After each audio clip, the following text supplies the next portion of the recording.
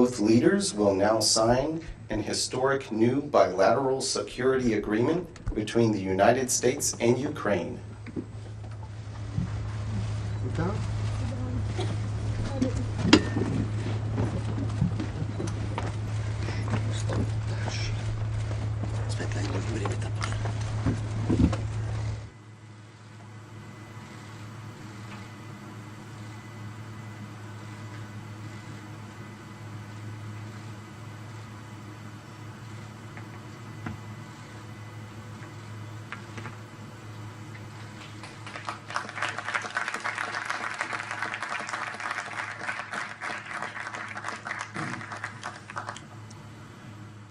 Good evening, everyone.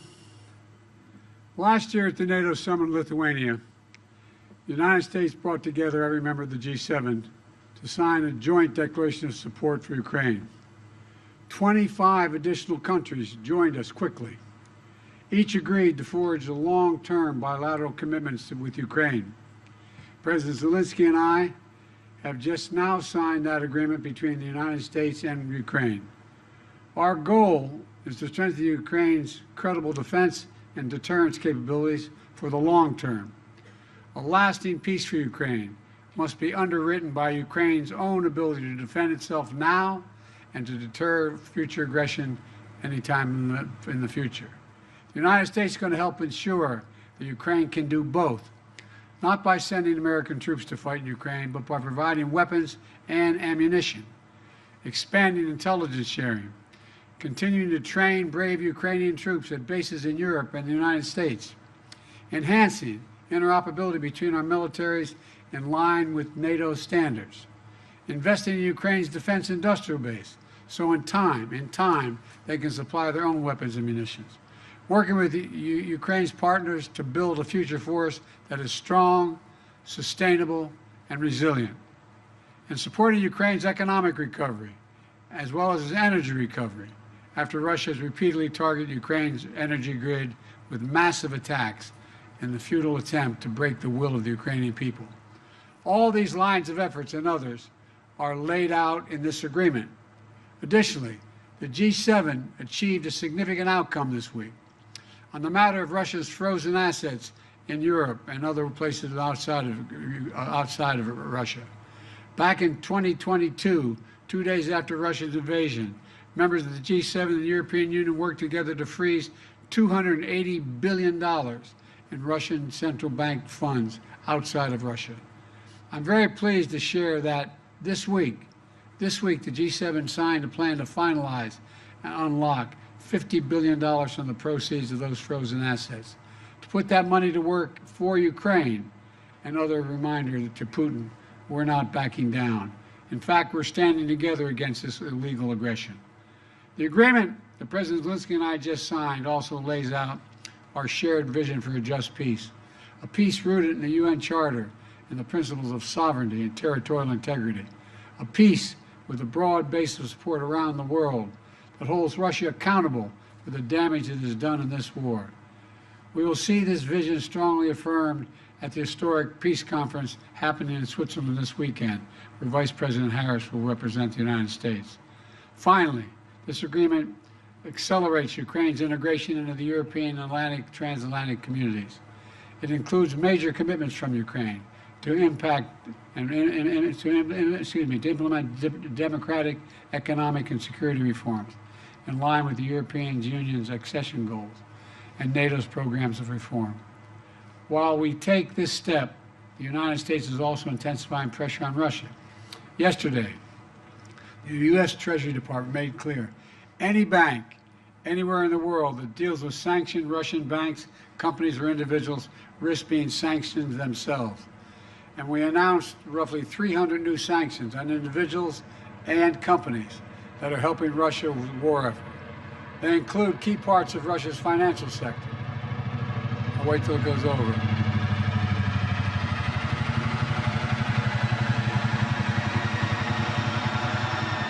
As well as individual and entities that supply Russia with items critical to its defense production, like microelectronics, machine tools, and industrial materials. We also sanction more Russian future energy projects, that Russia's natural gas oil projects that are under construction and are not yet fully operating. Putin is counting on revenues from these projects. Our sanctions will disrupt those plans. Plus, at the G7, we discussed our shared concern about countries like China, who are supplying Russia with materials they need for their war machine. And we agreed to taking collective action to push back against that activity. Let me close with this. We've taken 3 major steps at the G7 that collectively show Putin he cannot wait us out. He cannot divide us. And we'll be with Ukraine until they prevail in this war. First is the bilateral security agreement just signed. Second, historic agreement to provide $50 billion in value from Russian sovereign assets to Ukraine. And third, an agreement to ensure our sanctions efforts disrupt third countries that are supplying Russia's war efforts. That will increase pressure on the Russian economy. Collectively, this is a powerful set of actions and will create a stronger foundation for Ukraine's success. 2.5 years ago, Putin unleashed a brutal war on Ukraine, and it's been a horrifying ordeal for the Ukrainian people who are so brave and incredible. It's also been a test for the world. Would we stand with Ukraine? Would we stand for sovereignty, freedom, and against tyranny?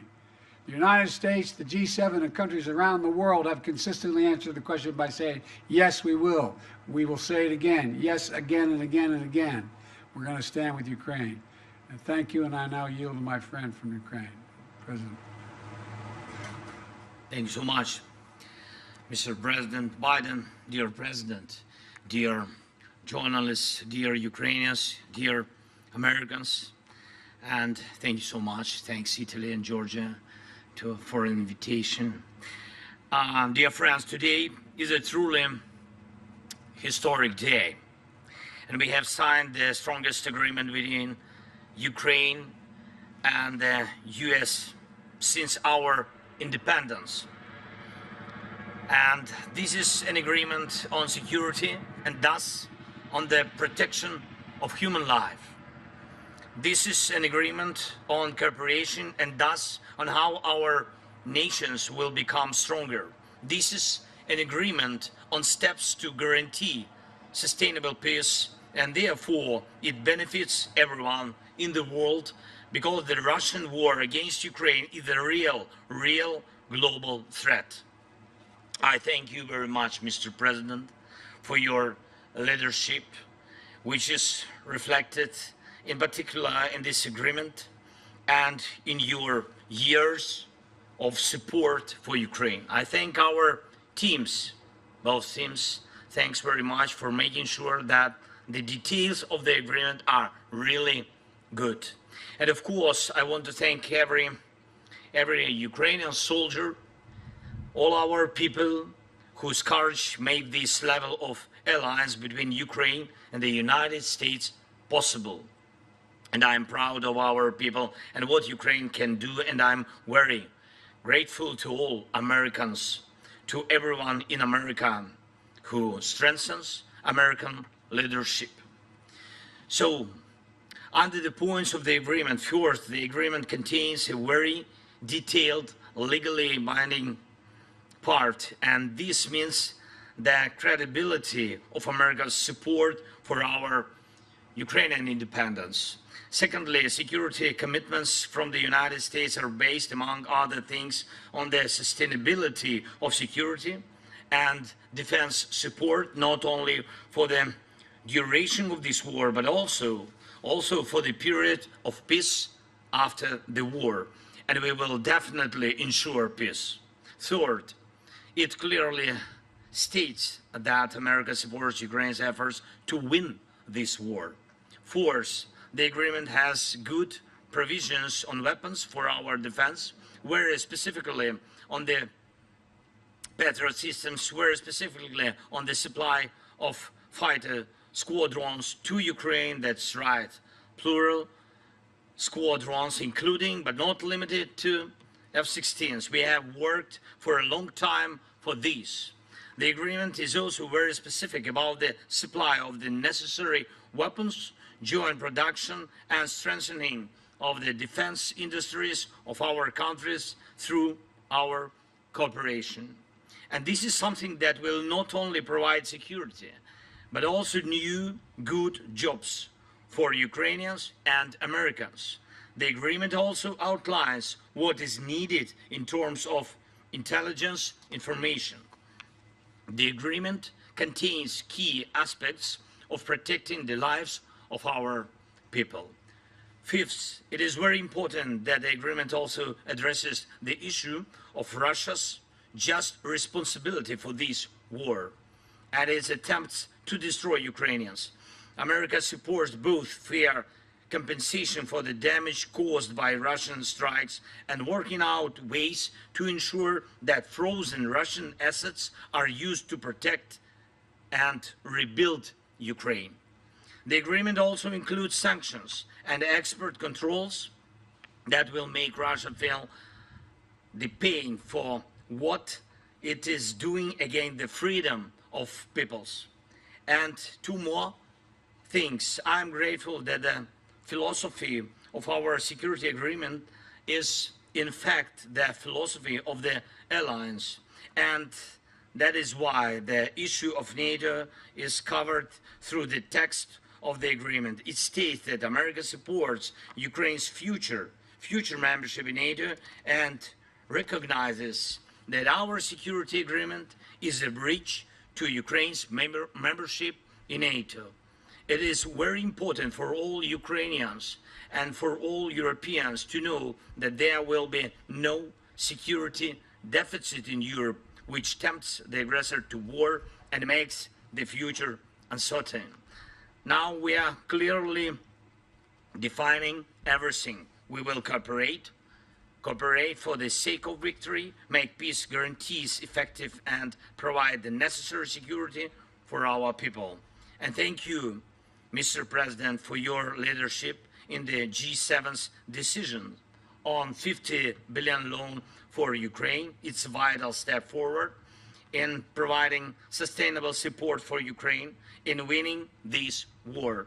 Russian immobilized assets should be used for defending lives of Ukrainians from Russian terror and for repaying the damage aggressor caused to Ukraine. It's fair and absolutely right. Mr. President, thank you, your team. I would also like to thank the United States Congress for their support, both parties, both chambers.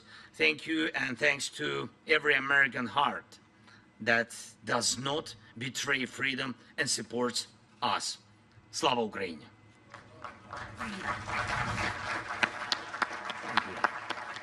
Now what we'll do is we're going to take two questions from American reporters and a question each from two American reporters and a question each from two Ukrainian reporters.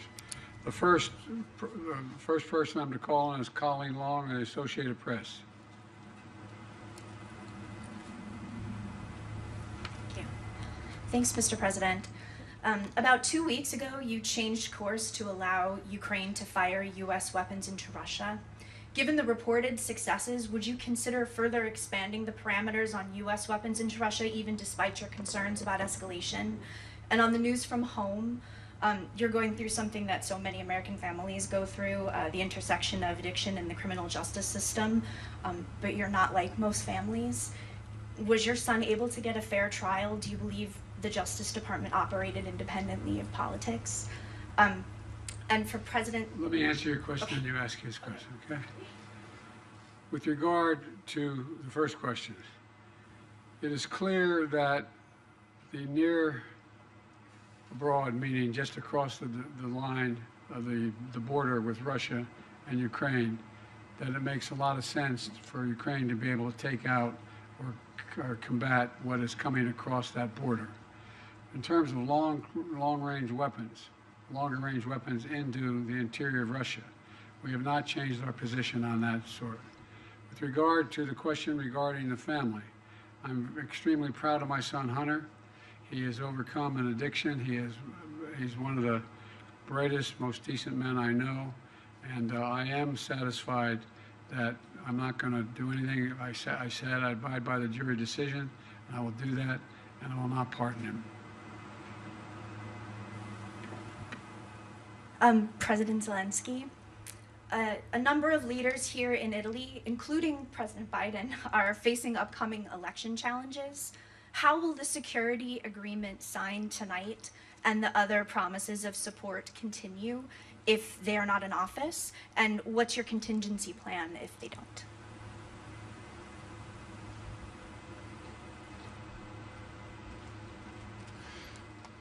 Дякую вам. Thank you Питання. If I can, for can I this answer question. in Ukrainian language? May I Yes, ask- thank you so much. Передусім, я хочу подякувати First and народу foremost, I'd всіх like to країн, thank the безумовно, people Сполученим of Штатам, the nations, країнам first and Європи, foremost, to інших the United континентів, States, to the countries які in нас Europe підтримували and з самого on other початку continents who have supported us since the very beginning несправедливої війни of the Росії beginning of this absolutely проти unjust людей war of України. Russia against the Саме people of так вони Ukraine. вбивали людей. That is it. They've been Домівки, killing people. територія, That все це дуже важливо. Це homes and частина territory, all життя, that is very але important. It перш is за все part of люди, life. But first and життя foremost, we're людей. speaking about people and lives of Розумієте? people. Так, і тому You understand? ця And війна була несправедлива this з самого war was початку. unjust since Війна the цього very зла. beginning. The war of this evil, Ім'я його Путін whose проти name is людей Putin, України.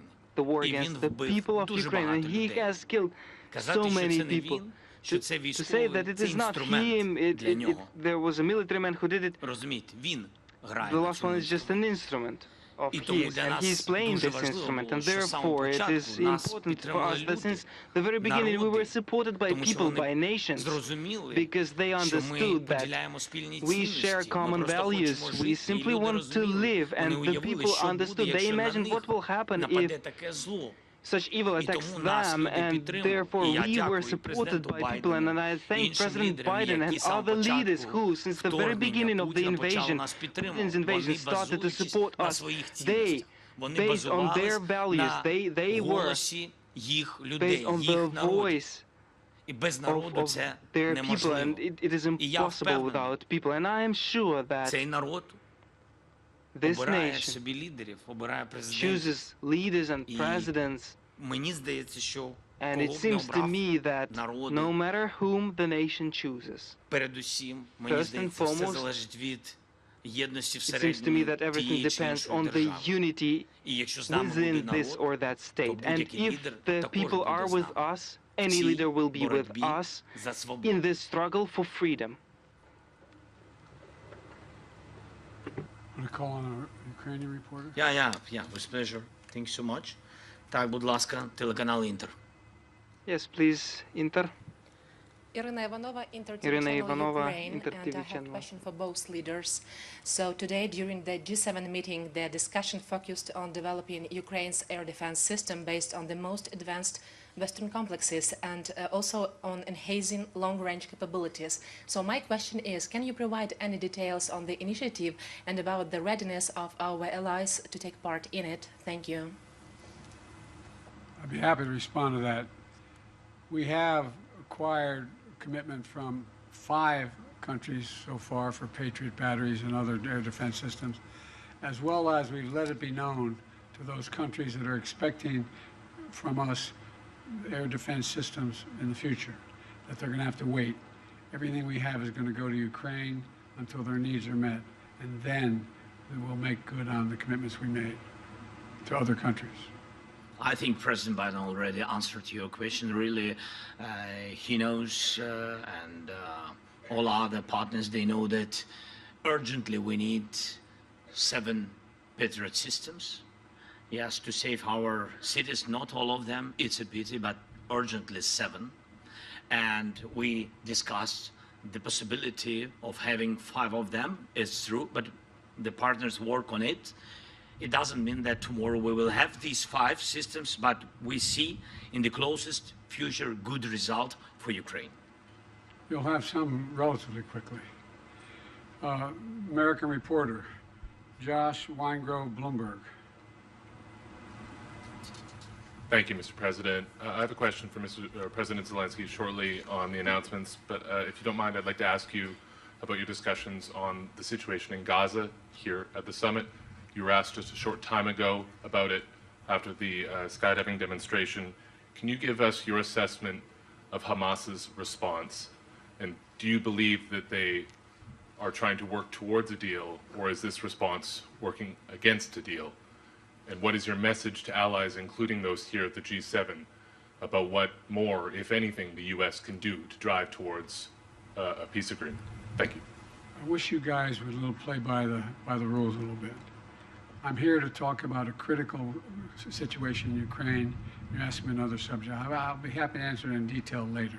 But the bottom line is that we've made an agreement. I've laid out an approach that has been endorsed by the UN Security Council, by the G7, by the Israelis, and the biggest hang-up so far is Hamas refusing to sign on, even though they have submitted something similar. Whether it now that comes to fruition remains to be seen. We're going to continue to push. I don't have a final answer for you. And to President Biden's point, a question about today's discussions. President Zelensky, the $50 billion today, you've had the supplemental, of course, from the U.S. Congress recently. Can you give us an assessment of the situation on the battlefield right now and what has been given now? How long will this get you in terms of either stopping the Russian advance or making headway on this? And how long will it last you if indeed future leaders or current leaders are unable to reach consensus on further aid packages? And President Biden, I'd welcome your assessment of the situation currently on the battlefield and what difference the supplemental has made as well, sir. Thank you.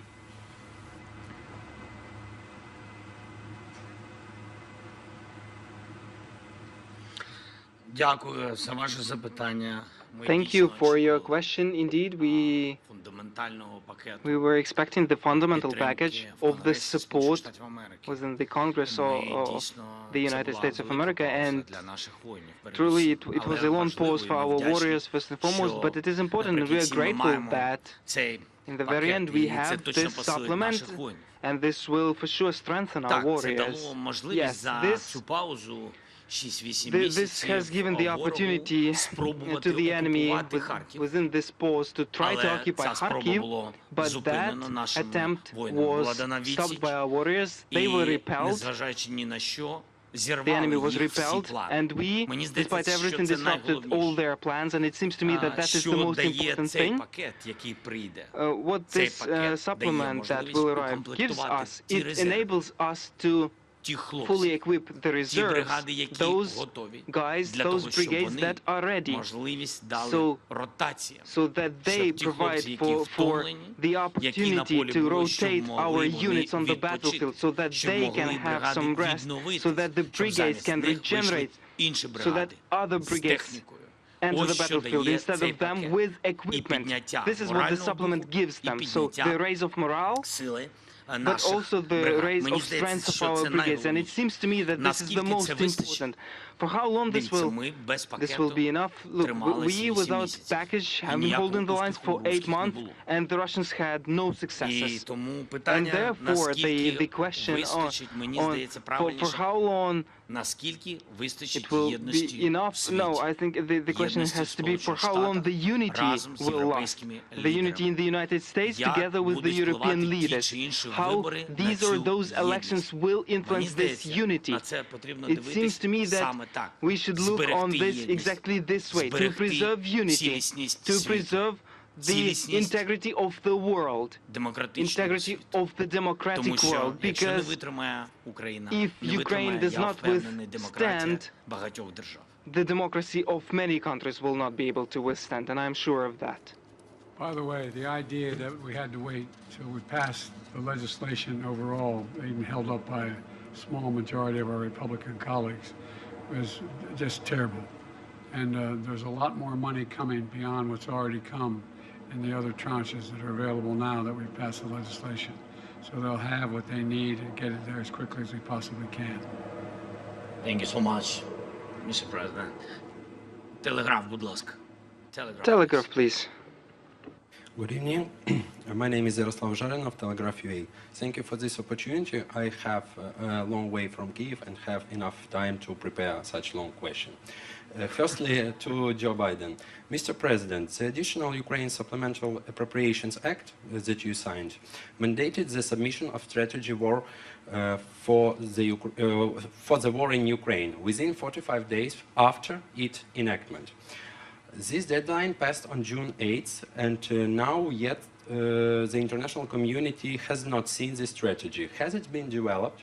And if the strategy is classified, what steps does your administration plan to take to hasten Ukrainian victory in the war? It's my first question. The second will be to the President Zelensky. What was the last part of your question? Has it been developed, this strategy, and what steps does your administration plan to take to victory Ukraine in the war? The steps we're going to take to make sure that Ukraine has victory and that Russia does not prevail is continued support. What we just signed. We signed that, and a significant number of nations have signed it. We have convinced the G7, we've got support of the G7, and quite frankly, 48 other countries. We sat with the Prime Minister of Japan, South Korea. We have 50 nations have signed up beyond the NATO and the G7. And so we're going to stay as long as it takes. With regard to the plan, that is a plan in process now. We're discussing with our Ukrainian friends exactly what it would be. We have a lot of movement toward that. We know the outlines of it. We have not done the detail of it all. But we know what Ukraine is capable of doing when given the material to defend themselves, and that's exactly what they're doing now. And my second question is to President Zelensky. It will be in Ukraine, and recently you have made a couple of sharp statements regarding China, and there are rumors in press regarding the possible supplies of Russia's weapons to China. Apart from that, China is actively promoting its own peace plan among certain countries. What are the motives of Beijing now, and would it be possible to change the vision of China regarding our war, and which role the US can play in this? And the final question is China a partner of Russia in these crimes that it commits? Yes, I understood that your trip was long.